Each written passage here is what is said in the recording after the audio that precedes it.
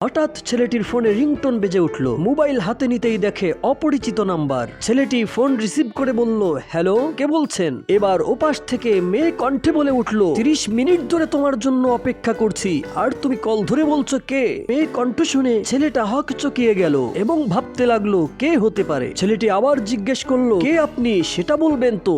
ওপাশ থেকে মেয়েটি বলল, দেখো, নাটক করবা না, তুমি আসবে কিনা বলো। ছেলেটি বলল, কিন্তু আপনার পরিচয়টা তো দিবেন। ওপাশ থেকে মেয়েটি বলল, এখন চিনতে পারছো না তাই তো? অবশ্য না চেনাটাও স্বাভাবিক, পুরুষ মানুষ এই একই স্বভাবের হয়, কাজের সময় নেই, অকাজের বেলায় ঠিকই আছে। এবার ছেলেটা বলল, আরে বাবা, চেঁচামেচি করবেন না তো, বলেন কোথায় আসতে হবে। মেয়েটি বলল, লেকে আসার কথা ছিল, ভুলে গেছো?